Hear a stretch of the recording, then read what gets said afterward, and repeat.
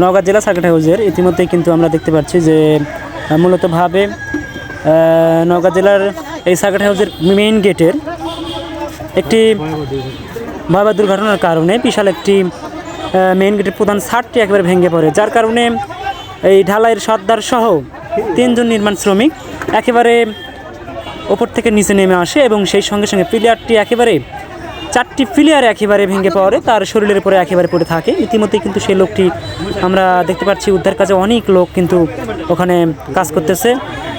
এখন পর্যন্ত দেখতে পাচ্ছি লোকটি জীবিত আছে, যার চতুর্পাশে একেবারে প্রচুর পরিমাণে লোকজন একেবারে কিন্তু কাজ করতেছে।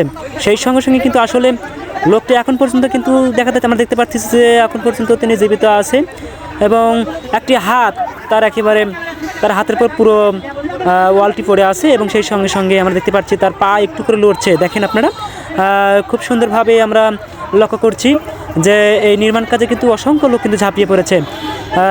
রাস্তার দুই পাশে একেবারে জনবল, সমস্ত গাড়িঘর যানজট একেবারে বন্ধ হয়ে গিয়েছে। সেই সঙ্গে সঙ্গে কিন্তু ইতিমধ্যে আমরা এখন পর্যন্ত কিন্তু আমরা কোনো ফায়ার সার্ভিস অথবা পুলিশের কোনো সাড়া পাচ্ছি না। এখানে আমরাই কিন্তু এখানে সাহায্য করছি। আসলে দুঃখের বিষয় আজকের এই ছাদটি আসলে ভেঙে পড়ার, আপনারা দেখেন আবারও এই তো আমাদের সেই একেবারে মুরব্বী লোকটি নিচে পড়ে গিয়েছেন। আল্লাহ পাক ওনাকে এখনও জীবিত রাখছেন, এটাই বড় ভাগ্যের বিষয় যে উনি এখনও জীবিত আছেন। দেখেন সবাই এখন অনেক কষ্টই কিন্তু তিনি কাতরাচ্ছেন। দেখা যাক শেষ পর্যন্ত আল্লাহ পাক ওনাকে বেঁচে রাখে কিনা। ইতিমধ্যে কিন্তু আমরা দেখতে পাচ্ছি ফায়ার সার্ভিসের লোক চলে এসেছে।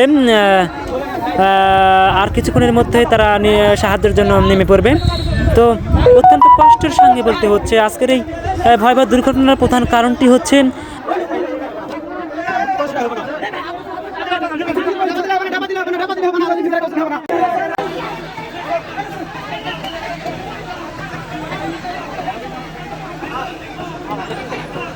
ভোগটা হেবি কষ্ট আছে।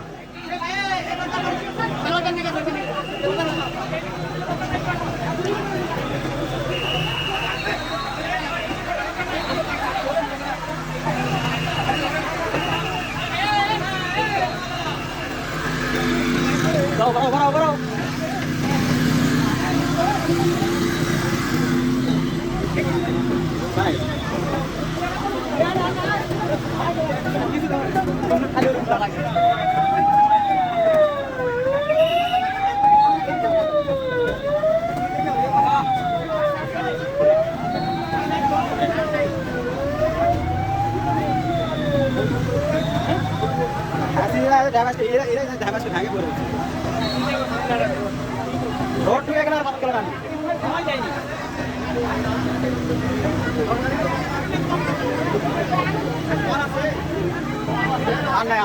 দেখা লাগে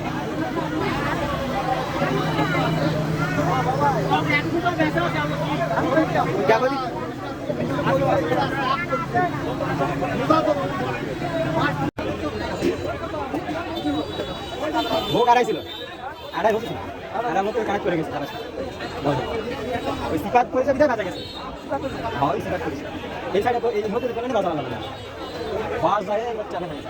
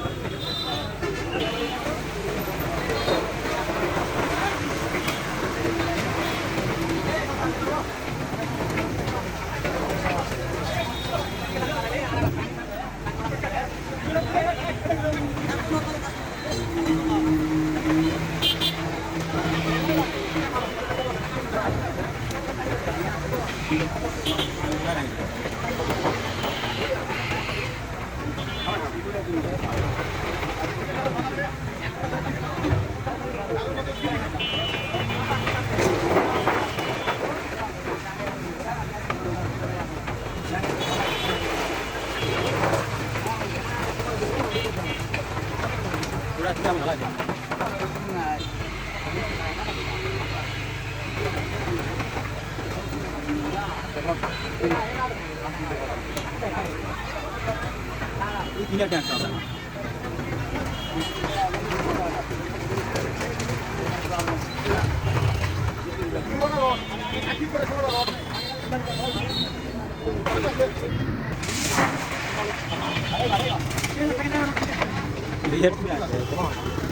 Ano lo ঠকছি আছে